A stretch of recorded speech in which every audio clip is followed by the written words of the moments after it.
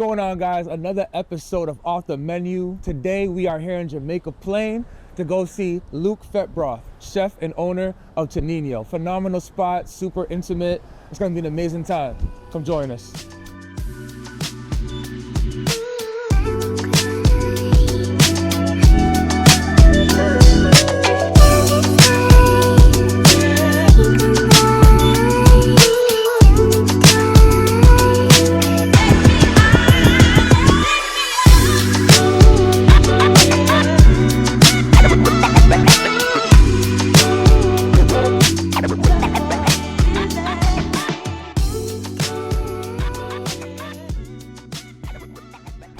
Luke, thank you for having me here, man. It's an absolute pleasure to be here. It's been a long time in the making, over a year, so finally get a chance to sit down, man. So thank you, appreciate it. Appreciate you guys coming by. Absolutely, man. So let's go right into it. Tell me about yourself, where you're from, and how'd you get into the food industry, man? My name, again, Luke Fetbroth. I'm originally from Waltham, Massachusetts, which is about 9 miles west of here. I got into the restaurant industry because I was working with my father in the car industry, and I really was miserable with it. I always make the joke about how when you're in a car shop, the mechanics are miserable, the people working the service desk are miserable, the guests with their cars broken are miserable. And then they come in, they get their car fixed, they get the bill, they're miserable still because it's expensive. That's right. So I was doing that with my father. I was 12, 13 years old, and my sister gave me a job as a dishwasher in Belmont at a place called Stonehearth Pizza Company. And watching people come in, maybe not in a good mood, but then with food, it completely flipped them, and then they left happy. I loved that, and that really got me into it. So absolutely. And tell me about, before you dive into Tonino, like any travels you've been on before you got here. Like how was that before, you kind of opened up Tonino? So I never got to travel because being in this industry, I was always working. I mean, I worked 2 jobs all the time. But then 2019, I was able to, the restaurant I was running in Brooklyn shut down, and my schedule freed up, and I had a little bit extra money. So I started taking some trips, went to New Orleans for a little bit, and then I did finally a trip to Italy, where I was in Rome and Naples for about almost 2 weeks. And that's where I actually came across the restaurant Osteria del Tonino in Naples that really heavily influenced me to make what I did today here. Absolutely. And then what things did you learn along the way? Like, was there anything in particular that really stuck with you while you were in the process of, cooking, that really brought you here? Or any person that you want to highlight that really was mentor to you? Or I had a lot of great mentors. I've really taken everything from everybody I've worked for, whether it's the good or the bad. You definitely learn. The bad things are really good to learn. Yeah. But I would say the most important thing is seeing people like Cassie Puma or Joshua Smith, and just how dedicated and hardworking, and just how a never say no kind of attitude. Yeah. It's like not even thinking about, well, do I need to do this? It's just like, we're just doing it. Absolutely. You got to do it. And just being incredibly dedicated to the craft. Yeah. But I say, to be successful in this industry, the main things you learn is just like hard work, dedication, passion, heart, and then the biggest thing is don't be an asshole. Yeah. Just number one, probably, right? Yeah, man. It's like, it's such a small industry. I still meet people today that we have mutual friends in California. We have friends in New York, and we all kind of know each other, and nobody wants that rap. And absolutely. It's the hospitality industry. Absolutely. Where we need to be hospitable. That's a fact. 2 questions in one. Why Tonino and why in JP? JP, this just fell into my hands, where David Doyle, the owner of Tres Gatos and Casa Verde, also my partner, and he's been here for about 10 years, he reached out to me. I was looking for another space in the area. I've been living in JP for 7 years, and I love it here. It's Boston, but it's small town still, in my opinion. We got 2 little hardware stores that are, again, just small business. Yeah. I love it. And the reason why we chose Tonino is because it was named after Osteria del Tonino in Naples. Absolutely. And that was a restaurant that opened up, I believe, in the late 1800s. Yeah. And it's still family run today. And small, I believe it was the uncle that greeted us at the door. The nephew was washing dishes in the back.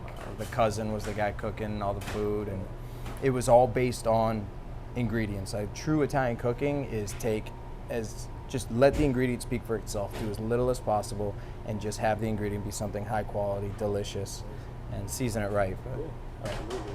And we talked a little bit off camera, but talk about the tradition of this particular space, right? Like everything about it.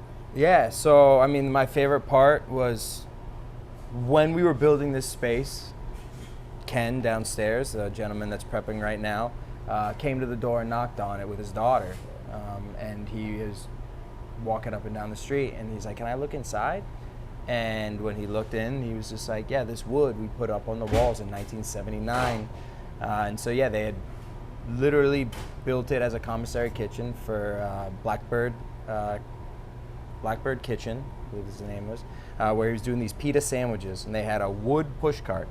And I love it too, because 1979, there was no refrigeration or anything. They just had a plywood box, and they would sell this sandwich. And from that, it rolled into, I don't know the second concept, and then Center Street Cafe happened, which Felicia Sanchez ran it for a very long time. I want to say somewhere between 15 and 20 years. Where I love those pictures of people wrapped down the corner in line to come get brunch, and they would come outside and fill up people's coffee mugs while they're waiting to come in. And then from that, Brian Ray with David Doyle, Center Street Cafe, the Italian concept, Little Dipper, Comfort Kitchen, and now it's us.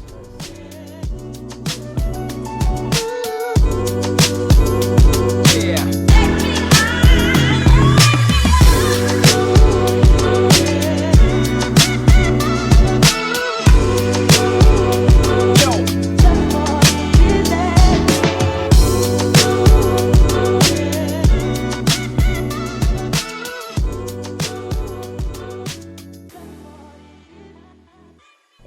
Been here? Like, how do you like being here? Great. I've been working in restaurants for a couple of years, and Tonino's a really amazing place to work compared to my previous experiences. A lot of places, when they interview you, they talk about their values, and then you work there for a little bit, and the places don't really live those values. Yeah. But Tonino, from day one, I've felt really lives the values they talk about, which is like nourishing the community and people who work here through great food. So it's really an honor, a pleasure to work here. Absolutely. Yeah. Have you always worked in the food industry?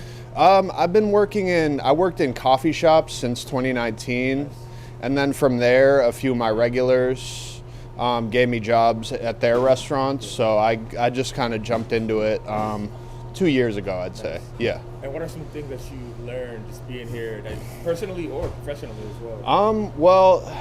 This place is much more organized than a lot of other places, and Luke, the chef owner, is with us every day, helping us. He'll jump in and help out. So, and our job is hospitality, and the way we provide hospitality to our guests, I think, starts with each other and how we treat each other. Absolutely. And the environment we're working in, and that we're all genuinely happy. And yeah, so those are some great lessons I've learned here. Last question I'll say is, like, the guests come in here, right? Like, what's their energy like when they come in here and throughout the night? Like, how do you see it from your lens? I think people are really excited to be here. It's a small space, so it's hard to get a reservation. So I think people are really excited to eat here. So we have a high standard to maintain, and I think we really crush it and give people a great experience and great food. That's amazing. Hey, yeah, absolutely. Thank you guys. I appreciate you guys. Salute. Salute.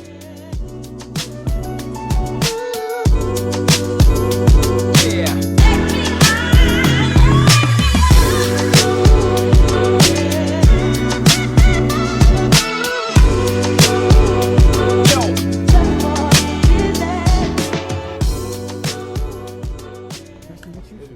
Welcome to Jamaica Plain. Thank you so much. Appreciate it. I love the atmosphere here. It's amazing. Have you been to JP before? Yeah, for sure. Most definitely. It's been a while, though. It's been a while. Maybe like over a year, honestly.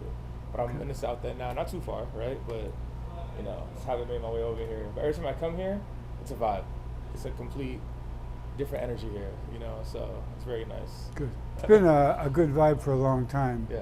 I felt a good vibe when I got here in '77. and you know, just walking the streets with other people, walking the streets. Good. Yeah. Tell me some stories. Tell me about how your experience has been while here in JP. What brought you here? Different things. What brought me here was school. I was going to go to Boston State College, which no longer is.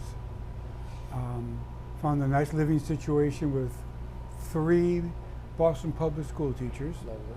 all single parents. It was a madhouse, and I felt very comfortable.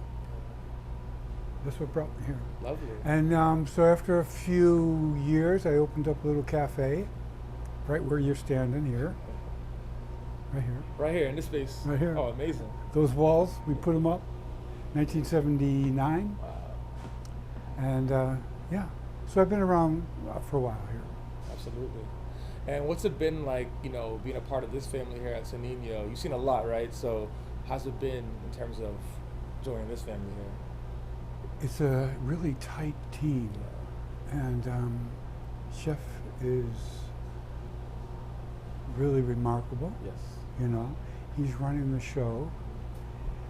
The inventory is tight. Our role here is tight. You know, everybody helps the other person, so it's really been a good environment. That's beautiful. That's beautiful. Yeah. Absolutely. It's, you know, the front of the house is working with the back of the house. It's really nice. Absolutely.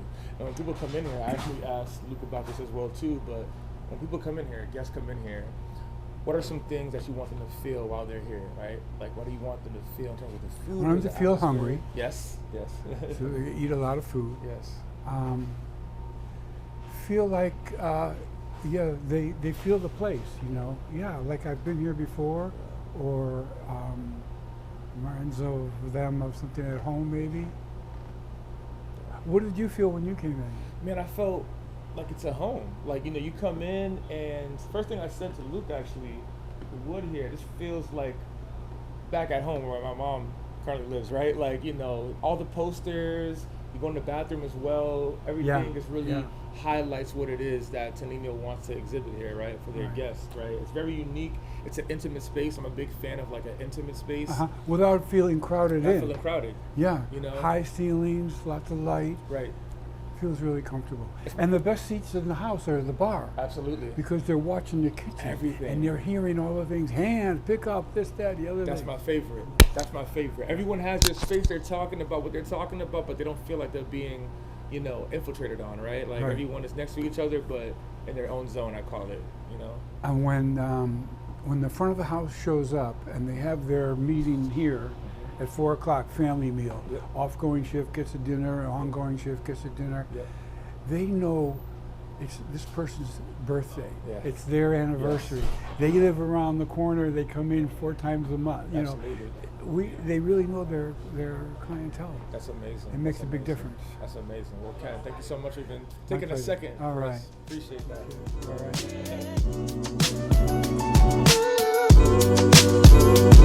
Yeah.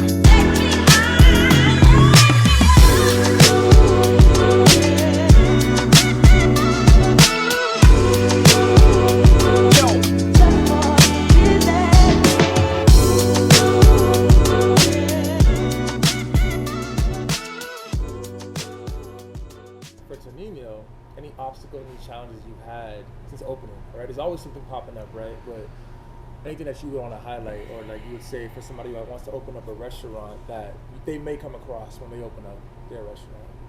I would say right now with the climate of Boston and the food industry, it's just finding people to work. Which most industries are starting like that. But sorry about that. But right now, the main thing is just finding people that want to work and are willing to. Most people want to be a part of something like this because we are very family oriented. It's a staff of 11, but it's a hard job no matter what. And we're trying to change the game of it not being high paying. I mean, most of the time you're making minimum wage in a kitchen. We do not do that here. We want to make sure that everyone is compensated for their time because it's valuable. But it's tough to find. But I've been very lucky. Like the 3 guys here right now have been with me since the very beginning, and there's only been 2 positions here that I haven't been able to like keep a person in. But Absolutely. yeah. And on the flip side, what's been some of the more rewarding parts of opening up Tonino? I mean, I sort of a ton as well, right? Yeah, I mean, every day just coming in here and again, just like I come here every day and just walking into the guys working and getting to talk to them and them being happy. Because I come from so many kitchens where everyone's miserable. Yeah. Everybody's just tired and distraught and angry. And not all of them, but a lot of them. And it's great to come in here and see everybody in a good mood, inspired, excited. Seeing the guests and how happy and excited they are about this space.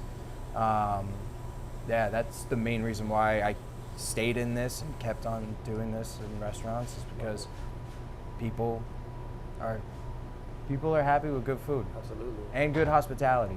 Yeah. But that's my biggest reward, is just how happy they are. Absolutely. What are some of the more popular items on the menu? People come in, they have to have. What would you recommend? Yeah, I mean, the Taleggio Cappelletti has become a mainstay that everyone's obsessed with, which is a Taleggio filled ravioli. Cappelletti, meaning like their little hats. We just do it in a simple butter sauce with aged balsamic on top, a little pecorino. Again, this is a dish that it's basically 4 or 5 ingredients, but they all speak for themselves in the dish. And it's been on the menu since day one. It will never come off, and people rave about it. They love it. My personal favorite that I will never also take off the menu is the rigatoni amatriciana, which is just classic red sauce from Lazio region, like Rome. But it's just a red sauce that you use guanciale fat to then make the sauce, which is the pork jowl, the cheek of the pig that you cure. It's comfort food. It's simple food. It literally just means from Amatrice, which is a part of Italy. But it just reminds me of my childhood when I eat it. Yeah, I'm my mouth water right now. Yeah. Last question: how do you want people to feel when they step right in through Tonino? Like part of the family. Yeah, like they're coming home. That's what we want, and that I feel like we've done it too, which makes me happy. I think so too. Yeah. Luke, thank you so much, man. I appreciate you for having us. Thank you, man. Appreciate you. Love. Appreciate you guys.